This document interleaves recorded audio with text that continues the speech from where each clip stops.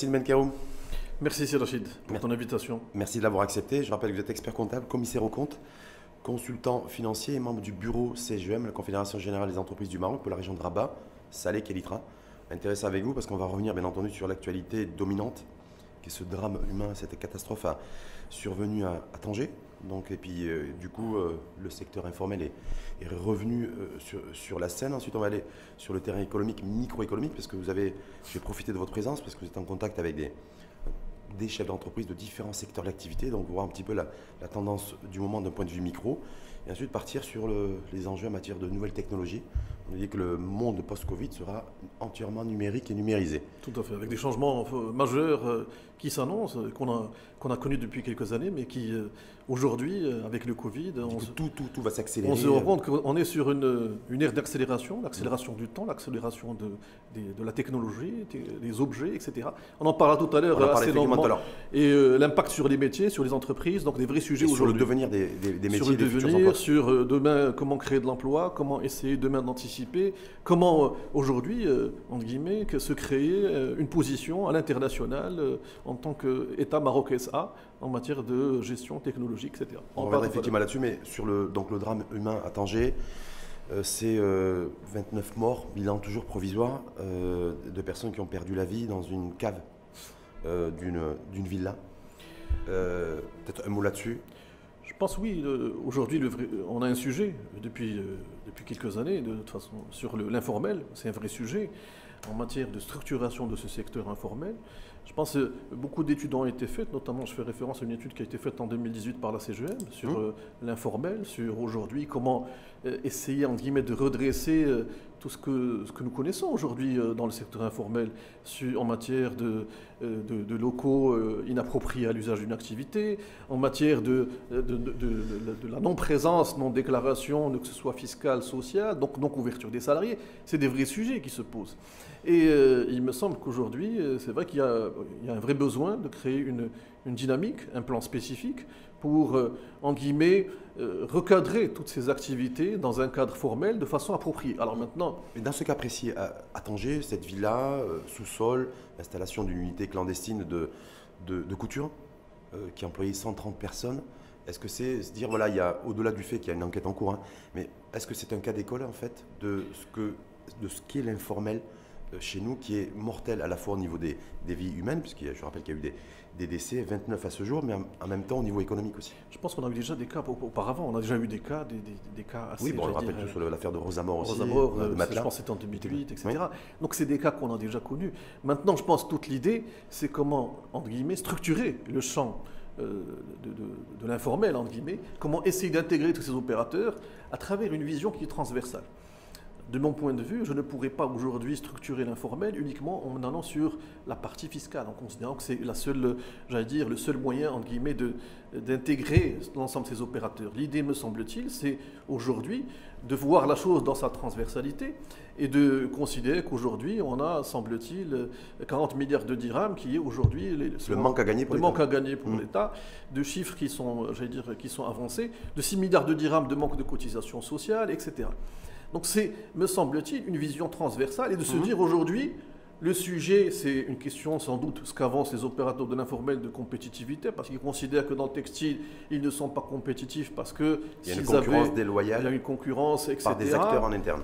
Et donc, c'est des vrais sujets, me semble-t-il. Et donc l'idée, c'est penser, entre guillemets, l'informel dans une chaîne de valeur globale, intégrée de l'amont à l'aval, et de se dire, aujourd'hui, il faudrait d'abord mettre en place des zones industrielles qui soient sécurisées. Comment mettre en place... On va y revenir. Vous dites, la solution, de toute façon, la solution ne peut pas être que fiscale, c'est-à-dire même si on met en place, c'est un peu l'idée de Mohamed Medjaboun, d'ailleurs, ministre de l'économie et des finances, un statut fiscal simplifié pour favoriser le transfert de l'informel au formel, vous dites ça ne sera pas suffisant. Là, on a ce qu'on appelle, ce qui a été mis en place par la loi de finances 2021, c'est une bonne chose qui a été faite. C'est la contribution professionnelle unique qui permet, dans une logique d'incentive, entre guillemets, d'incitation, d'intégrer aussi une cotisation assurance maladie obligatoire. Et donc, dans cette cotisation, c'est un peu, ça remplace le régime qu'on connaissait, qui est un régime optionnel du bénéfice forfaitaire. Donc, on met en place la CPE à partir du 1er janvier 2021. À date d'aujourd'hui, on n'a pas encore de retour d'expérience pour voir un peu ce que ça va donner sur l'année 2021. Mais l'idée, elle est là, c'est de créer une incentive qui permette à des opérateurs de venir, bien sûr, alors on parle d'opérateurs qui ne dépassent pas ceux du chiffre d'affaires, etc., mais qui leur permet au moins d'avoir une couverture d'assurance maladie. Dans un contexte Covid, nous avons découvert que c'est vrai que l'assurance maladie obligatoire est fondamentale. Il y a tout un dispositif pour la financer, pour assurer sa pérennité. Tout à fait. Et donc, fiscalement, vous dites il faut aller c'est bien, mais ce n'est pas suffisant. Je pense fiscalement, il faudrait prendre la chose dans une vision globale. De se dire, je vais essayer de créer des zones industrielles sécurisées, bien sûr qu'ils soient accessibles, qui ne soient pas dans une logique de spéculation foncière encore une fois, mais de créer des zones industrielles qui sont dédiées, s'intéresser à la TPE, PME dans les nouvelles zones. Si on reste sur le foncier, effectivement, si on revient toujours pareil à ce drame, cette catastrophe humaine à Tanger, on voit que c'est dans une zone villa, c'est en sous-sol, pas très proche du centre-ville. On voit bien que, en fait, chaque fois qu'il y a eu des catastrophes de cette nature-là, Yacine Mekeroum, c'est toujours la même architecture, le même modèle. Moi, je pense qu'on est arrivé à un moment où il faudrait penser sérieusement ce qu'on pourrait appeler, des études ont été faites sur ce qu'on appelle les zones d'activité économique. Comment mettre en place des zones d'activité économique. Et quand je parle de zones d'activité... Pas trop loin des villes. Pas trop loin des villes, mais c'est des zones d'activité économique qui ne sont pas destinées uniquement à l'industrie, mais qui sont aussi destinées aux services. Je prends un exemple. C'est-à-dire aujourd'hui, quand on voit dans des grandes villes marocaines, quand on va voir par exemple les services, on les retrouve parfois, pour ne pas dire dans de nombreux cas, dans des immeubles à usage d'habitation. Dans un immeuble à usage d'habitation, vous n'avez pas d'ascenseur, c'est-à-dire d'escalier de secours, vous n'avez pas d'extincteur, etc. Et aujourd'hui, c'est vrai que c'est des pratiques qui sont courantes. Donc aujourd'hui, l'idée, c'est sans doute de s'inspirer. Alors on ne va pas réinventer la roue encore une fois. Il faudrait, me semble-t-il, aller, entre guillemets, copier intelligemment des choses qui ont réussi ailleurs, créer des zones d'activité économique, sans essayer d'inventer un nouveau modèle. Et donc ces zones d'activité économique, d'abord un foncier qui soit abordable, parce que si je crée des zones, j'allais dire, world class, etc., qui sont trop chères, alors je ne vais pas pouvoir être attractif. Donc créer, entre guillemets, cet environnement. Et c'est une occasion de création de ces zones qui soient dans une logique d'aménagement urbain, d'intégration dans la cité. Bien évidemment, je ne vais pas les mettre à 50, 60 km, ça ne marchera pas, parce que les tentatives qui ont été faites, je pense, me semble-t-il, n'ont pas réussi. Mais créer des zones, entre guillemets, dans le périurbain, qui soient accessibles en matière de transport, qui anticipent les besoins de demain, et qui permettent aussi, me semble-t-il, de créer un écosystème sur place. Parce que quand je vais créer cette zone d'activité nouvelle, je mets du service, je vais mettre, entre guillemets, l'avocat, l'assureur, l'expert comptable, le centre régional d'investissement éventuellement. Je vais créer le conseiller de l'entrepreneur. Et là, on est sur un vrai sujet aujourd'hui en termes de Covid. C'est aussi comment accompagner les entrepreneurs qui sont c'est-à-dire en isolement, parce qu'on vit des situations particulières. Et donc, ces nouvelles zones devraient, entre guillemets, contribuer à cela. Contact, je rappelle, vous êtes en contact avec le monde de l'entreprise, donc les chefs d'entreprise, les entrepreneurs. C'est quoi l'état d'esprit aujourd'hui ? Je pense que les états d'esprit sont mitigés, mais comme tu le sais, c'est Rachid, on a un vrai sujet en tant qu'entrepreneur, et ça on en a parlé depuis de longues années, c'est cette notion d'isolement de l'entrepreneur. Déjà en temps normal, l'entrepreneur est isolé. En temps normal, c'est-à-dire on n'est ni dans le contexte Covid, ni quoi que ce soit, et on se rend compte que l'entrepreneur, parfois, il vit son aventure tout seul, etc. Et cette difficulté à gérer au quotidien, non seulement l'aspect financier, comptable, commercial, toute la chaîne, etc., mais il y a aussi une gestion émotionnelle qui est fondamentale. Alors aujourd'hui, le contexte Covid a accentué cet isolement de certains entrepreneurs, parce que vous imaginez, je passe d'un mode confiné, je reste pendant 3 mois, semi-confiné, etc. C'est assez compliqué. Et donc, il me semble qu'aujourd'hui, c'est l'occasion aussi de créer des outils de rupture d'isolement, parce que c'est fondamental. Et on voit des détresses psychologiques parfois, notamment à l'international, pas seulement au Maroc. C'est pas quelque chose de spécifique au Maroc, c'est vraiment à l'international. Et on se rend compte qu'aujourd'hui, il y a un vrai sujet en la matière. Et c'est vrai qu'il faut penser. Moi, je vais me permettre une réflexion. Aujourd'hui, ce qu'on voit, par exemple, comme émission à la télé, on peut désormais institutionnaliser des rendez-vous sur l'expérience de l'entrepreneur. On a suffisamment de coachs qui ont du talent, qui peuvent venir... Avec des des retours d'expérience qui peuvent être partagés, des qui peuvent retours être riches. d'expérience, créer des capsules de 5-10 minutes par jour, qui est le 5-10 minutes réservé à l'entrepreneur pour l'accompagner, pour le coacher. Le bon et conseil. ça, on peut le faire à grande échelle. Et aujourd'hui, on a cette chance d'avoir le digital, et puis le digital permet de faire de belles choses. Justement, de belles choses, mais est-ce que si je vous dis de manière très directe, Yassine Benkeroum, que le rendez-vous manqué avec la facturation électronique, parce que vous parlez du digital, est aussi quelque part un petit peu à l'origine du développement de l'informel chez nous et du fait d'avoir aussi, quelque part indirectement, été la cause de ce qui s'est passé à Tanger. La facture électronique, on n'y est pas encore. Maintenant, il faut être aussi, il faut dire les choses de façon, médiane et honnête. Quand on voit le système fiscal marocain, son évolution sur les 10 dernières années en matière digitale, on voit qu'une évolution positive. C'est-à-dire, ça veut dire quoi positive? En matière de digitalisation. Aujourd'hui, à l'exception d'une ou deux déclarations, l'ensemble est digitalisé, se fait sur Internet. Maintenant, je trouve que ce qui a été fait est intéressant, parce qu'il permet désormais de croiser les données. Et il y a certains acteurs, il y a deux choses dans l'informel. Il y a l'informel et il y a l'informel qui est dans le formel. Il faut bien préciser la chose. Vous avez une entreprise qui est formelle, qui a pignon sur rue, mais qui est aussi en partie en informel, qui vend aussi, une partie de son chiffre d'affaires sans le déclarer, etc. Maintenant, tout ce qui a été fait, me semble-t-il, aujourd'hui, on va commencer, à travers certainement des outils de big data, d'intelligence artificielle, à collecter de la donnée en matière fiscale et pouvoir faire. C'est déjà le cas. Oui, mais collecter, c'est bien, parce qu'effectivement, vous faites référence surtout à tout l'effort colossal qui a été fait au niveau de la Direction Générale des Impôts, la DGI, en matière de système d'information, collecte de data, croisement aussi avec les douanes. C'est des croisements qui sont effectifs aujourd'hui. Mais comme s'il y avait eu la facturation électronique qui avait été appliquée à partir de 2019, parce que c'était ça, le dispositif fiscal était prévu, il me semble, dans le projet de loi de finances 2018 déjà, donc applicable au 1er janvier 2019, ça a été repoussé, et ensuite a été suspendu par le chef de gouvernement, je crois d'avoir de mémoire, c'était le 10 janvier 2019. Est-ce que quelque part aussi, ça ne permet pas justement au secteur informel, à l'économie souterraine de continuer à perdurer? Maintenant, l'économie informelle, est-ce qu'elle dépend de la facture électronique? Est-ce qu'il y a, je me dis, facturation électronique, il y a un identifiant, il faut dire quelqu'un qui est dans l'informel, il est dans un circuit parallèle. C'est-à-dire, lui, il n'est pas concerné à la rigueur. Lui, il est dans l'espèce, etc. C'est-à-dire, il n'est même pas concerné qu'il y ait facturation électronique, vous avez fait un site, vous faites ce que vous voulez. Moi, je suis dans un monde parallèle. Je suis dans un univers parallèle, je suis en train de gérer, je gère mes espèces, je suis dans une logique totalement parallèle. Je ne suis pas intégré au secteur. Vous pouvez faire la facturation électronique, créer votre plateforme digitale, allez-y. Moi, je suis dans mon informel, intégrer l'informel, c'est une autre problématique.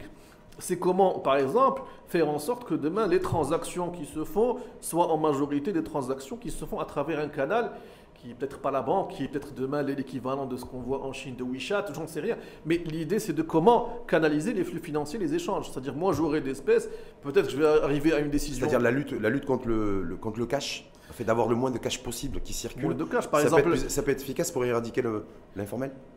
C'est une option, mais ça dépend avec quoi je vais le remplacer, quel outil je vais mettre en place. Et donc réfléchir à quel outil, comment le sécuriser, comment le travailler, comment garder ma souveraineté sur ce cash qui est géré en parallèle. Donc il y a des vrais sujets, c'est-à-dire la réflexion doit être lancée, mais il n'y a pas une réponse. Il y en a plusieurs, il faut les explorer pour essayer d'avoir, entre guillemets, la meilleure solution. Mais en même temps, on n'avance pas. On n'avance pas là-dessus. Vous avez fait référence à cette étude qui a été lancée par la CGM. La CGM d'ailleurs qui s'est exprimée sur l'informel et sur les moyens de juguler ne serait-ce que ce fléau. La Banque centrale aussi, Banque de la Marine, avait fait aussi une étude dans ce sens.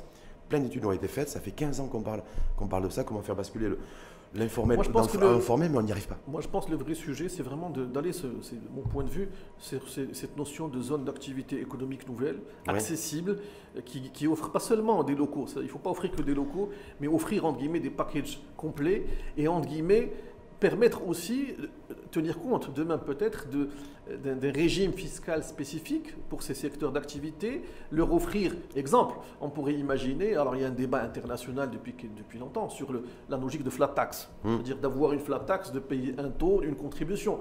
Aujourd'hui, je fais référence aux conventions qu'on a vues fin d'année, on sait que le fisc connaît globalement, grosso modo, il connaît par secteur ce que serait la flat tax appropriée. C'est des taux qui se rapprochent un peu de la data collectée sur différents secteurs. Donc on a l'information aujourd'hui.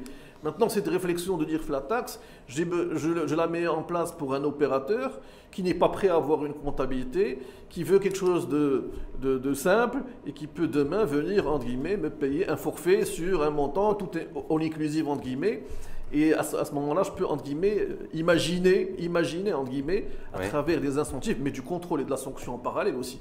Si je mets en place des choses qui sont claires, il faudrait qu'il y ait de la sanction, qu'il y ait du contrôle. Sinon... Le but de la flat tax, c'est surtout essentiellement de renforcer, ou en tout cas de doper la compétitivité des entreprises. On est bien d'accord? Doper la compétitivité, mais aussi les intégrer dans un cadre formel. Oui, mais nous, le problème, c'est qu'il faudrait d'abord quoi? C'est prioriser l'intégration des entreprises qui sont dans l'informel au formel avec la flat tax, ou alors dédier ça à la compétitivité, sachant que le secteur informel plombe notre compétitivité. Maintenant, c'est-à-dire le vrai sujet aussi, me semble-t-il, c'est aussi un travail pédagogique vis-à-vis des entrepreneurs de l'informel pour les sensibiliser sur les bienfaits du formel. Parce que le formel a des bienfaits. Moi, je prends toujours l'exemple d'un entrepreneur étranger qui expliquait que le jour où il était dans l'informel, et ça je distribue ça à mes clients en général, et je les laisse entre guillemets voir entre guillemets ce cas d'école, qui expliquait qu'il était dans la restauration. Et il expliquait que le jour où il était dans l'informel, à tout déclarer à droite, à ne pas déclarer, etc., à droite, à gauche, mais il n'avait pas compris qu'il y avait de la marge dans son business. Et donc le jour où il a commencé à avoir une comptabilité qui tient la route, il a découvert que finalement c'est un secteur à forte marge. Et depuis avait créé 200 restaurants, etc. C'est une belle success story. C'est un peu ça l'idée, me semble-t-il, de sensibiliser l'entrepreneur opérateur au fait que la transparence est aussi importante pour développer son business et gagner plus d'argent. D'autant plus qu'on vit dans un monde de transparence aujourd'hui. Je veux dire, les normes fiscales, les normes comptables aujourd'hui sont au service de l'entreprise et du développement de l'entreprise. Alors, quand on va parler de normes comptables, ça dépend ce qu'est la norme comptable. Norme comptable qu'on a au Maroc, je vais me permettre rapidement un petit intermède sur la partie norme comptable. Et en période Covid, c'est important d'en parler. Quand on parle de normes comptables, aujourd'hui, au Maroc, nous avons une norme comptable. Aux États-Unis, c'est une norme comptable différente. Chaque pays a sa norme comptable. Et puis, on a des normes comptables qui sont des normes comptables internationales qui sont différentes des normes marocaines. Je voulais juste en parler très rapidement parce que c'est un sujet d'actualité, entre guillemets.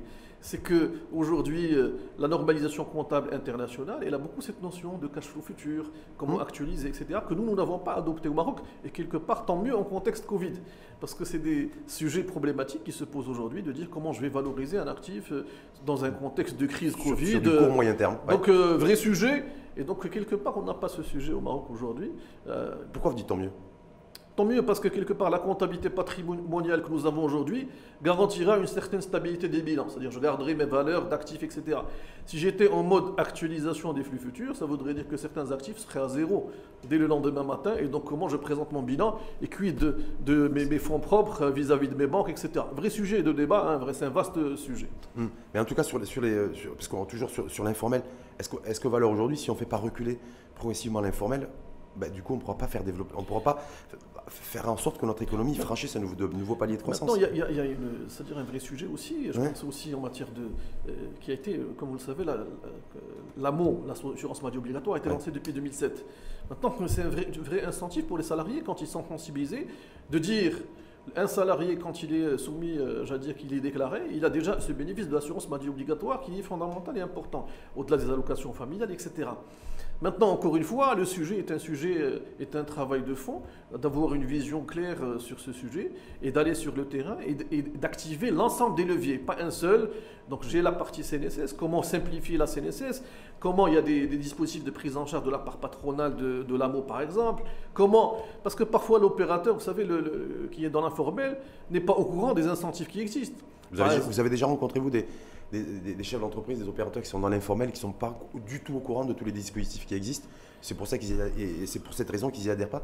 Très sincèrement, non. C'est-à-dire rencontrer comme ça, non. Mais par contre, j'allais dire c'est une question de bon sens, de rencontrer un entrepreneur pour essayer de le sensibiliser, d'organiser des ateliers régionaux. Maintenant, ateliers régionaux, on ne pourra pas le faire, on le fera en visioconférence, créer des capsules sur Internet, et ces capsules pour permettre, entre guillemets, je disais tout à l'heure, des capsules sur 5-10 minutes qui expliquent tous les jours quel est l'intérêt. Vous êtes plutôt favorable à la prévention, c'est-à-dire le partage d'informations, la sensibilisation, plutôt que durcir le ton et être sévère. L'un et l'autre ne sont pas incompatibles. Donc, une fois que j'ai un cadre qui est clair, que j'ai un dépassement, il faut de la sanction.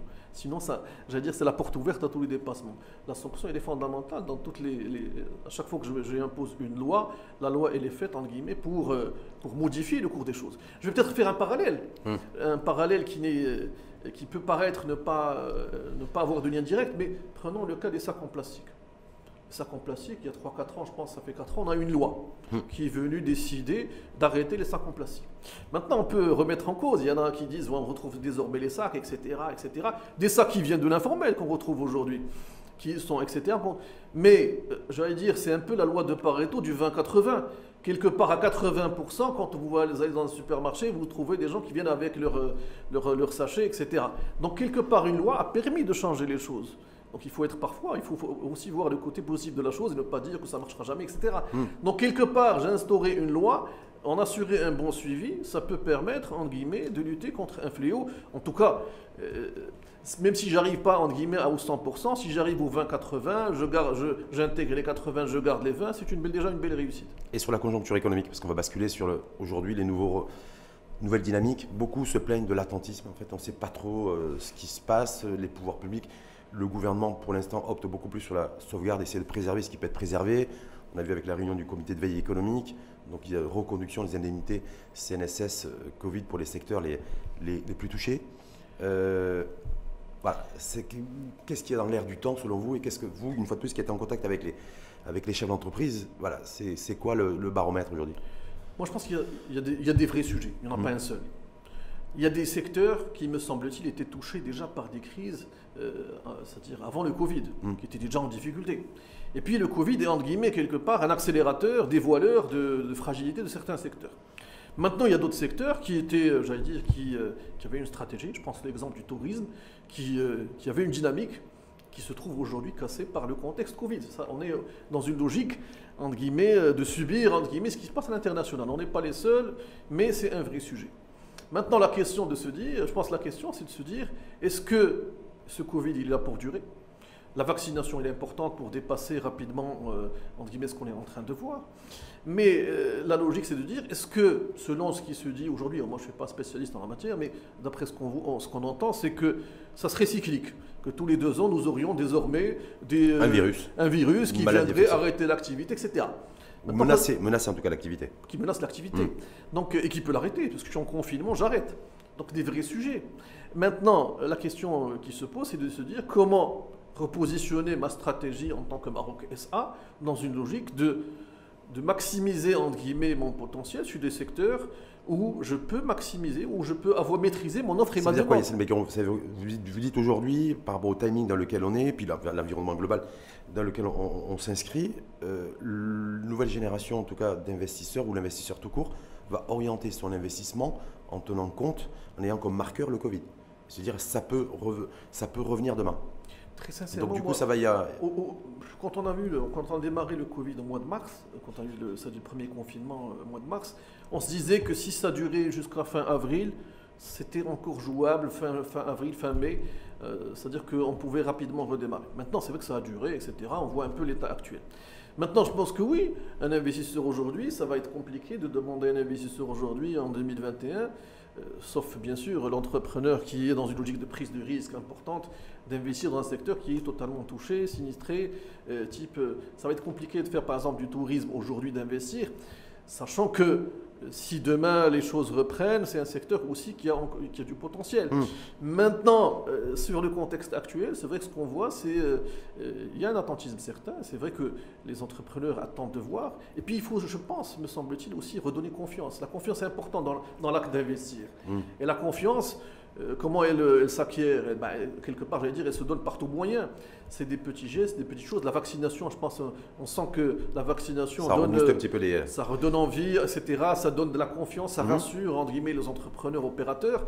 Maintenant, c'est vrai, encore une fois, on est sur des choses qui sont nouvelles ou que nous ne maîtrisons pas, entre guillemets, le timing. Est-ce que c'est sur fin septembre, fin octobre, comment les choses vont se dénouer et, entre guillemets, les nouvelles variantes. Alors, on a des nouvelles variantes, etc. Et on se dit, malgré tout, que dans le contexte marocain, on s'en sort plutôt bien.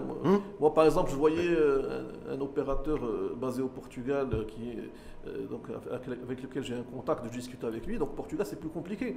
Et donc, on se dit, quelque part, on a eu cette chance d'anticiper, entre guillemets, certaines problématiques, le fonds qui a été mis en place, l'indemnité Covid, des choses qui ont permis d'atténuer, entre guillemets, de prioriser la réindustrialisation, par exemple, c'est-à-dire l'investissement de l'investisseur privé dans le secteur productif et l'industrie. Est-ce que pour vous, ça peut être porteur?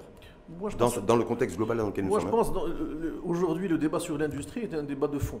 Hmm. Est un débat de fond parce que de quel type d'industrie on va parler? L'industrie de demain, alors on parle aujourd'hui, vous avez dû voir ça, l'industrie 4.0. Oui. L'industrie 4.0, aujourd'hui, nous, en tant que commissaire aux comptes, experts comptables, quand nous allons dans certaines entreprises industrielles, on nous rend compte que tout a été automatisé. Hein. C'est-à-dire qu'aujourd'hui, si j'attends de l'industrie, en tout cas certaines industries, qu'elles puissent créer de l'emploi, ça ne sera pas le cas. C'est-à-dire je vais créer, entre guillemets, 10 à 20% des postes que j'anticipais il y a 10 ans. Parce qu'aujourd'hui, il ne faut pas oublier, on a automatisation, intelligence artificielle, etc.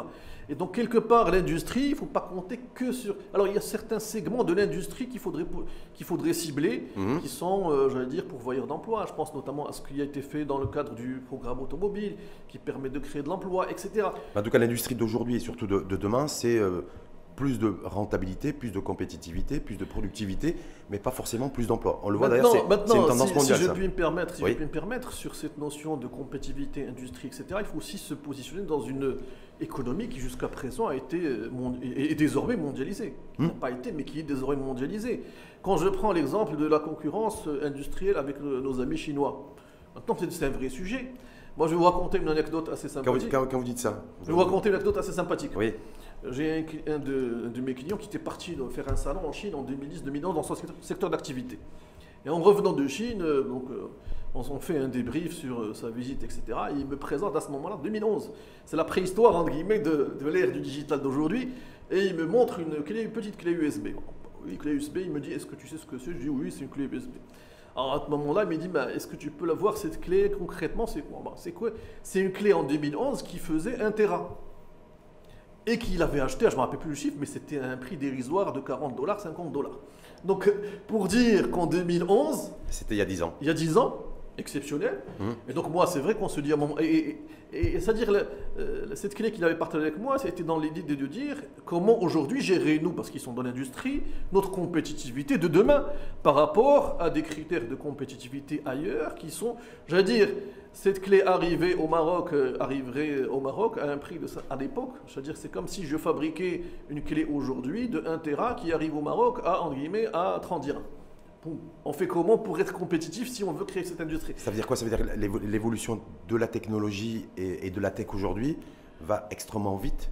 Donc du coup, quand on veut mettre en place une stratégie, qu'elle soit par exemple industrielle, il faut tenir compte de cette Moi, je pense qu'aujourd'hui, en l'état actuel des choses, on n'a pas le choix que d'aller dans de la technologie, entre guillemets, de masse. Je ne peux exister dans une carte internationale que si j'ai créé, entre guillemets, ma niche en matière technologique où je deviens, entre guillemets, indispensable. Je prends un exemple de la semaine dernière. Oui. La semaine dernière, on a vu que les constructeurs automobiles ont arrêté leur activité. Oui, à cause d'un déficit de composants. De semi-conducteurs. Alors, quand on va creuser un peu, chercher les semi-conducteurs, on se rend compte que le producteur de semi-conducteurs, qui est le principal producteur, est basé à Taïwan.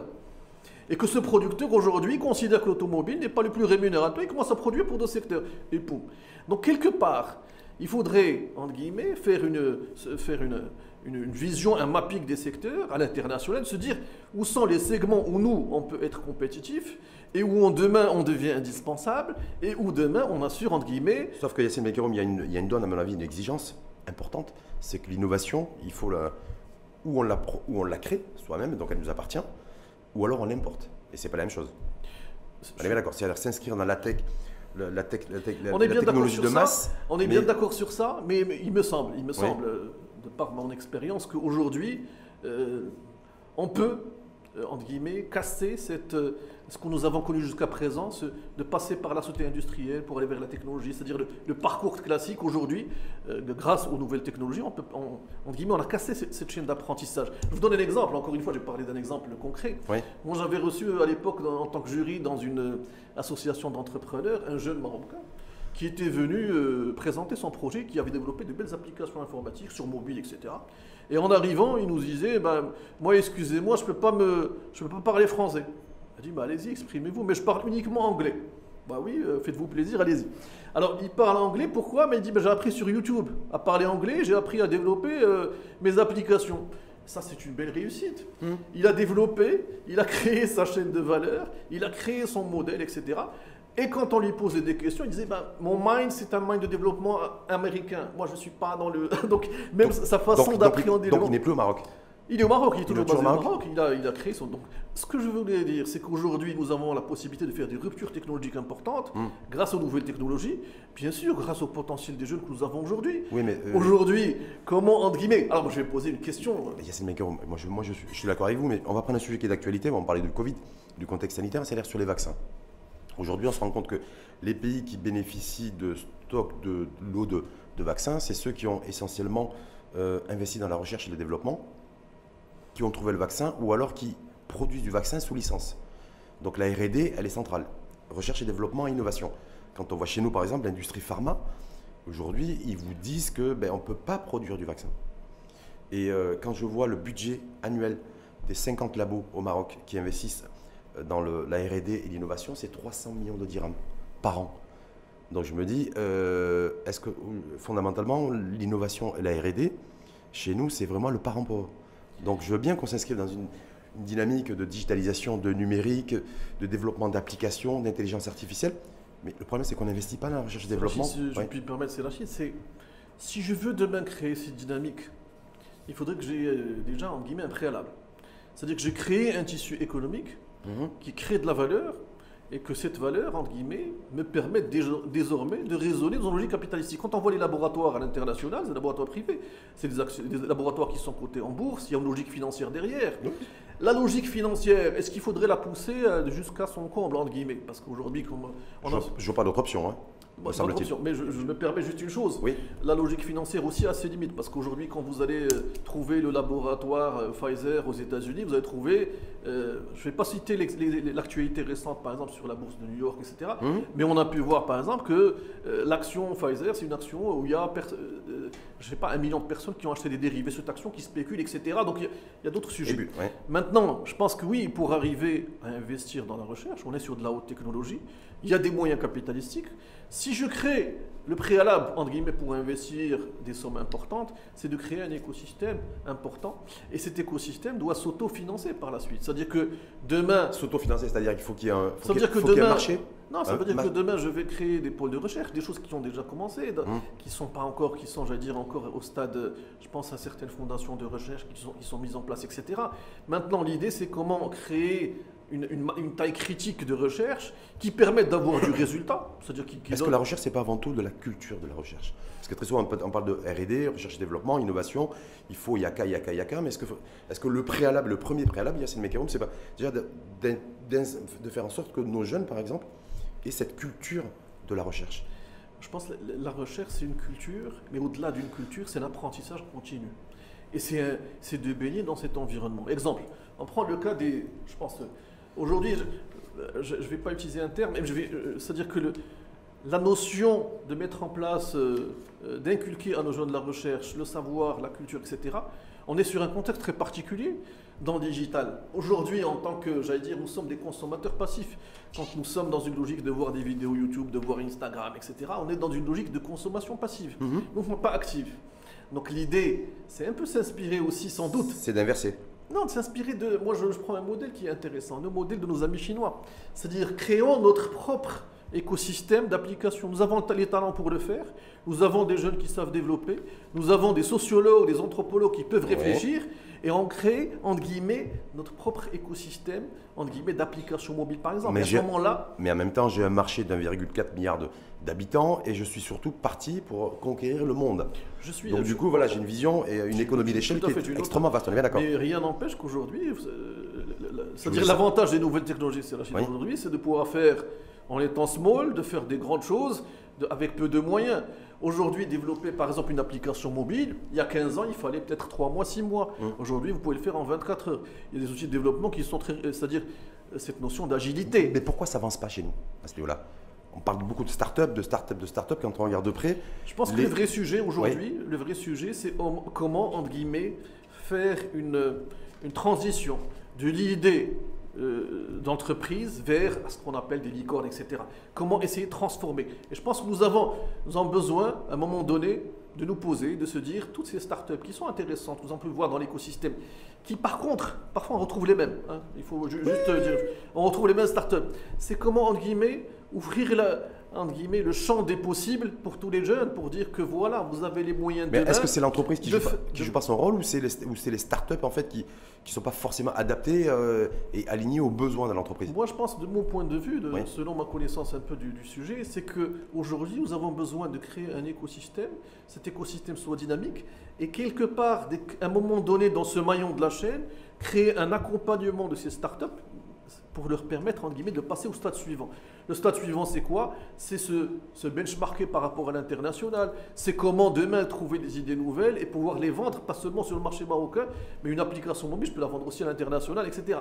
Ne pas se limiter dans une logique de dire l'Internet qu'on voit aujourd'hui de YouTube, c'est uniquement je vais faire le maximum de vues avec ma recette de cake au citron, etc. Ou avec une grimace. Ben oui, ou bien sûr, je ne vais pas en parler, mais bon, le sujet, c'est comment, entre guillemets, prendre le côté vertueux de la technologie et d'essayer à travers ce cercle vertueux de diffuser du contenu intelligent.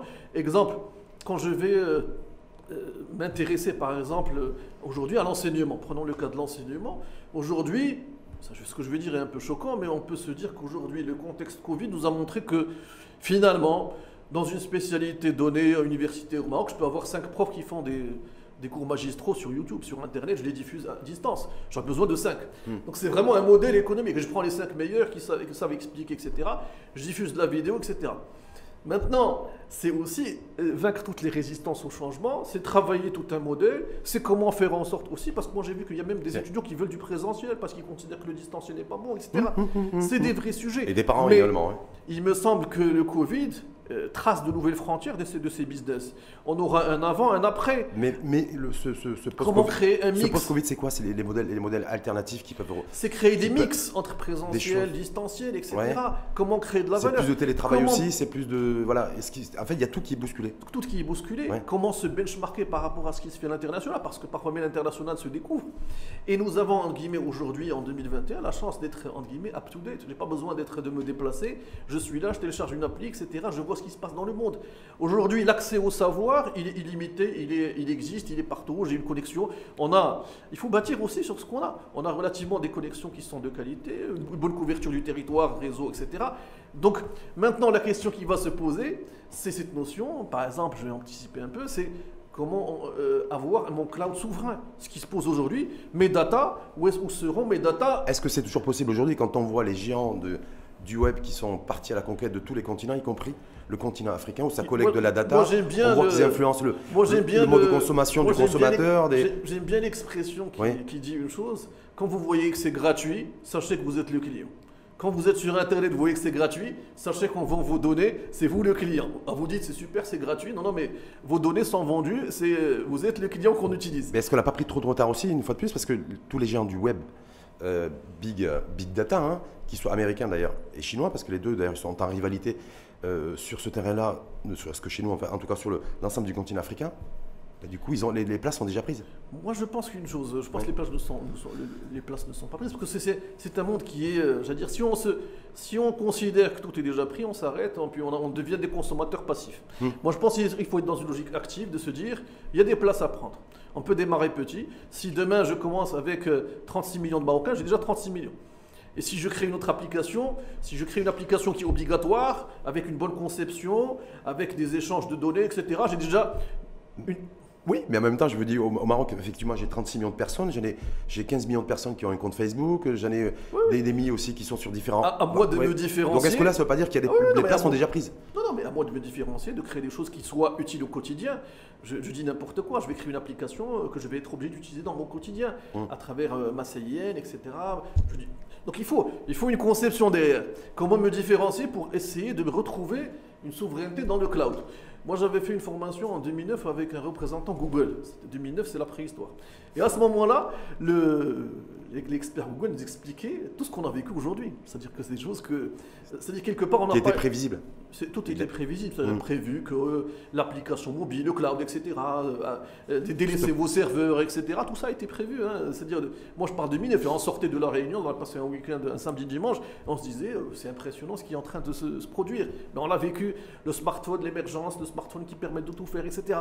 Je veux dire, Aujourd'hui, on peut aussi, dans une logique prospective, se déployer, de se dire comment nous, en tant que Maroc SA, on essaie de se déployer à travers nos forces, parce que nous avons des forces, il ne faut pas se dire qu'on n'a rien. On a des forces, on a des infrastructures qui ont été faites depuis ces 20 dernières années, des choses qui ont été faites, et construire, entre guillemets, des couches supplémentaires pour essayer de tirer parti de ce qui est aujourd'hui cette réussite du cloud.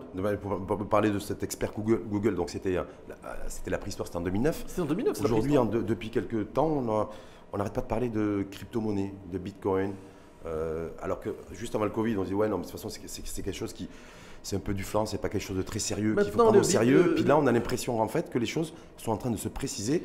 Est-ce que là aussi, sont en train de préciser, mais il faut rester prudent. Je pense que le Bitcoin est aujourd'hui à 30 000 $. Ouais. Donc c'est un vrai sujet. Mais oui. Je vois l'entrepreneur milliardaire d'ailleurs, Elon Musk, qui a acheté 15 milliards de dollars de Bitcoin. C'est un vrai sujet. Maintenant, encore une fois, c'est un sujet, me semble-t-il, qu'il faut prendre avec beaucoup de prudence et entre guillemets, de doigté pour l'appréhender, pour se dire comment nous, Maroc, on se positionne par rapport à ces nouvelles pratiques.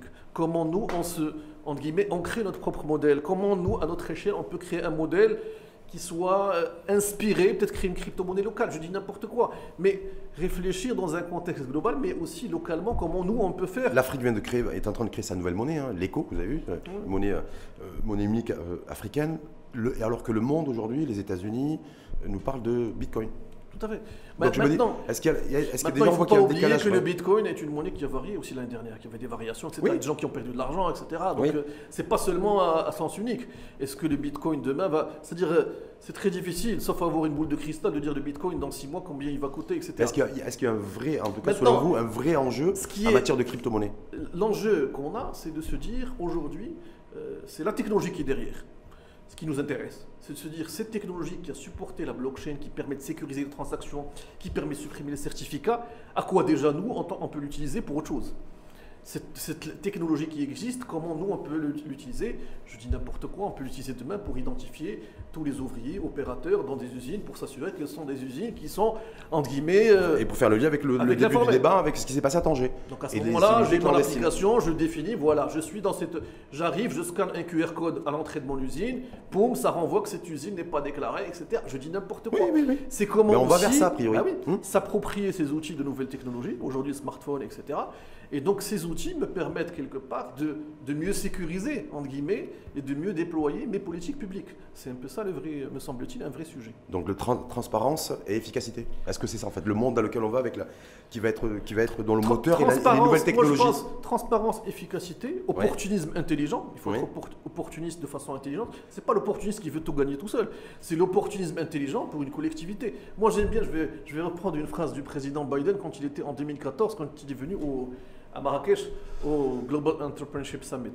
Il nous disait à ce moment-là, si vous voulez, c'est la fameuse phrase américaine, si vous voulez aller vite, allez tout seul, vous voulez aller ensemble, allez en groupe. C'est un peu ça l'idée. Si on veut aller rapidement, on va y aller tout seul. Si on veut aller, entre guillemets, j'allais dire de façon go far, c'est-à-dire il faut aller grouper, c'est important. Donc c'est, me semble-t-il, des choses importantes aujourd'hui, de définir des stratégies globales. Aujourd'hui, il me semble qu'on ne peut plus définir une stratégie de politique publique, de politique économique, sans tenir compte des changements fondamentaux qui sont en train de se produire aujourd'hui. Et donc, maintenant, ces changements interviennent. On est en train de parler, on est le 11 février 2021. Fin mars, il y aura des changements. C'est-à-dire que je dois en même temps être dans une logique d'agilité. Donc de veille permanente et d'agilité, de flexibilité. Agilité. Alors je reviens vers... Est-ce que du coup, il est nécessaire, parce que je rappelle que vous êtes membre du bureau de la CGM, est-ce qu'il est nécessaire d'avoir un secteur privé qui soit plus dynamique? Je pense que la dynamique du secteur privé, c'est aussi de s'approprier l'ensemble de ces outils. C'est-à-dire s'approprier ces outils, être en veille permanente, constante, et de pouvoir... terme à la mode depuis quelques années, faire de la disruption de business model. Ben oui. Comment disrupter? Le terme a été, on a lu le terme la première fois il y a 5-6 ans, disruption, etc. Maintenant, on l'a tellement exprimé qu'il a été totalement vulgarisé. Maintenant, c'est de la disruption à toutes les sauces, etc. Ouais. Maintenant, cette logique de disruption, c'est de se dire comment aujourd'hui, c'est ça le sujet, aujourd'hui, en contexte Covid, comment moi je peux en tant qu'entrepreneur disrupter, entre guillemets, mon activité. Je mets en place une application mobile, je permets à mes clients de consommer à distance, etc. Tout ce qu'on a vu sur les modèles, par exemple, d'ubérisation, le terme qui est devenu un terme générique, etc., c'est comment aussi anticiper, en tant qu'entrepreneur dans le contexte marocain, même un secteur qui peut sembler, entre guillemets, classique, traditionnel, comme par exemple l'alimentaire, l'agroalimentaire, c'est un secteur où je peux créer de l'innovation technologique parce que je crée de la livraison à distance, je crée des points de fidélité, je crée des nombres de vues, je crée de la vidéo, je crée un écosystème digital qui me permet, entre guillemets, de changer de modèle, de m'adapter. Et puis, encore une fois, je me permets une chose. Oui. Dans de nombreux cas, les startups que nous rencontrons dans le contexte marocain, dans certains cas, en réalité ne font que s'inspirer de copier des modèles, de copier des choses qui existent ailleurs. Donc ils modélisent en fait. Ils reprennent des concepts. C'est l'innovation etc. modélisée. Maintenant, moi je pense l'idée, c'est aussi de penser parfois, c'est un peu le modèle Tesla, feuille blanche. On fait quoi? Poum. Et on crée des modèles, c'est-à-dire entre guillemets, de la vraie création de valeur qui demain je peux déployer ailleurs. Imaginons que demain nous sommes, et nous avons les compétences pour le faire, parce qu'on a vu l'exemple de l'offshoring, nous avons des talents en informatique, des talents qui ont pu faire beaucoup de choses, et ces jeunes-là, il faudrait les canaliser. On a créé des technoparcs, on est en train de faire des extensions, technoparcs Agadir, Tanger, etc. L'idée c'est aussi... Mais en même temps, ces jeunes-là, ils créent de la valeur chez nous, pour nous, ou ils créent de la valeur pour l'étranger, parce que les donneurs d'ordre sont à l'extérieur de nos frontières. C'est un vrai sujet ça aussi. C'est un vrai sujet. Par contre, lorsque je crée une entreprise locale, quand elle est basée au Maroc, elle va rapatrier son chiffre d'affaires, elle facture à l'étranger, je crée une dynamique économique, etc. Et donc j'ai des salariés au Maroc, je crée de l'emploi ici, Maintenant, mais la valeur, elle est là-bas, elle est de l'autre côté, essentiellement. Alors c'est pour ça qu'il faudrait, entre guillemets, s'autonomiser et créer nos propres startups qui ont des marchés, j'allais dire, le client final, qui ont le client final. Quand je crée une application, j'ai dit n'importe quoi, qui est concurrente à une application qui est connue, bah cette entreprise, quand elle va vendre, entre guillemets, tout son chiffre d'affaires mondial, bah il sera quelque part, la tête de pont, ça sera le Maroc. Yacine Mekian, juste pour conclure, selon vous, les secteurs qui vont être les plus dynamiques et qui devraient capter le plus d'investissement dans les prochains jours ou les prochaines semaines?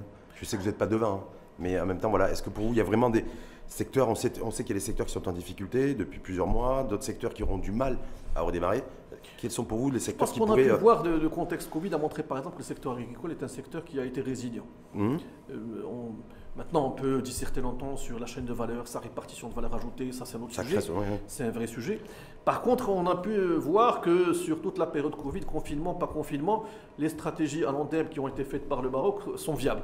Là, j'ai un secteur, je sais que je suis autosuffisant, j'ai mon approvisionnement, à part la question des céréales pour laquelle je pense qu'on a eu une augmentation des importations à 56 milliards de dirhams, mais pour le reste... Ça c'est l'autre crise, en fait, au-delà de la crise sanitaire, c'est l'effet de la crise sécheresse, crise climatique. Voilà. Mais par contre, malgré la sécheresse, j'ai pu assurer, j'ai montré que j'ai des chaînes d'approvisionnement qui tiennent la route, etc. Maintenant, je peux les parfaire, mais j'ai déjà un secteur. Là, c'est un secteur qui a montré sa résilience face à une crise majeure. Parce que c'est, entre guillemets, si on compare avec un stress test d'une banque, là, c'était le vrai stress test, entre guillemets, en la matière. J'ai des secteurs aussi qui sont résilients, type tout ce qui est système d'information, développement à l'étranger, qui ont pu tenir malgré tout. Automobile aussi, on sent qu'il y a une certaine résilience, malgré des problématiques aujourd'hui avec le client final en Europe, aux États-Unis. C'est des vrais sujets. Mais bien sûr, je dépends des clients à l'étranger. J'ai ce type de secteurs. J'ai des secteurs, oui. Est-ce que l'immobilier, par exemple, qui pendant très longtemps a tiré notre croissance, notre demande, est aussi à l'origine aussi moi, je pense par conséquent de la distribution de crédit bancaire? L'immobilier avant Covid était déjà en crise. Oui. Maintenant, est-ce qu'il y aura un rebond ou pas? Est-ce qu'il peut y avoir rebond ou pas? Le Covid est un accélérateur, entre guillemets, un révélateur accélérateur. C'est un peu ça ce qu'a joué le Covid, par exemple, pour l'immobilier. Moi, de mon point de vue, toute l'idée, c'est aujourd'hui de se positionner en tant qu'État régulateur et de se dire comment on fait pour redémarrer le secteur, qui est un secteur où je maîtrise l'offre et la demande. Donc c'est un secteur, quand on a parlé de crise Covid, j'éteins la demande, j'éteins l'offre. Là, je suis sur un secteur immobilier où je peux activer à la fois l'offre et la demande à condition de trouver une adéquation entre les deux. Et là, dans ce contexte d'aujourd'hui, c'est un secteur qui est important parce qu'il permet aussi des effets d'entraînement sur le BTP qui aussi connaît des difficultés. C'est pour ça que je parlais du secteur de l'immobilier dans son ensemble. Et donc, il me semble qu'aujourd'hui, c'est l'intervention d'un État régulateur dans une logique de politique urbaine. Pas seulement, on a vu, et surtout tirer les conclusions de ce que nous avons vu comme les échecs des années précédentes, vie nouvelle, etc., toutes ces problématiques. Comment repenser ce modèle? Tout est lié, j'allais dire, c'est un peu comme l'univers, tout est lié.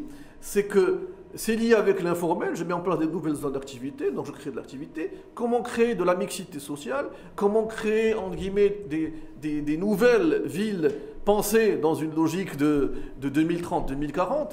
Comment faire en sorte qu'il y ait, entre guillemets, des villes dotées de technologies à des coûts compétitifs? C'est des vrais sujets. Mais c'est un secteur qui, me semble-t-il, qui a besoin d'une vision transversale, qui n'est pas seulement une vision économique, qui est une vision sociologique, une vision anthropologue, qui est une vision de mixité sociale, qui est une vision, en réalité, d'éducation, de dire comment l'école s'insère dans une cité, comment elle s'insère dans une zone industrielle, etc. On voit que c'est central en fait. C'est vraiment le pivot. Autre secteur qui pourrait, selon vous, créer de la valeur demain, créer de la richesse et créer de l'emploi? Maintenant, je pense que tout ce qui concerne les nouvelles technologies, c'est un vrai secteur. Et encore une fois, c'est lié à l'éducation. Maintenant, l'éducation, il faudrait que je sois en mesure, entre guillemets, de me mettre à niveau, d'explorer de nouvelles langues. Les langues qui permettent aujourd'hui d'être compétitif à l'international, l'anglais, peut-être le mandarin, etc. Créer des échanges universitaires et de permettre cette ouverture, entre guillemets, à nos étudiants et les décloisonner, entre guillemets, et leur permettre d'avoir une vision à 360 degrés de ce que sera le monde de demain.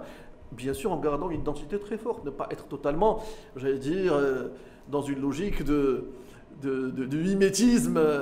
Citoyen du monde, non? Citoyen du monde, avec citoyen une identité, du monde actif et utile. Avec et productif. Avec une identité forte, parce que nous avons une identité forte au Maroc, il faut la garder et construire dessus, entre guillemets, tout ce qu'on peut faire, entre guillemets, en matière d'ouverture sur la technologie, sur le monde. C'est ce qui me semble-t-il important.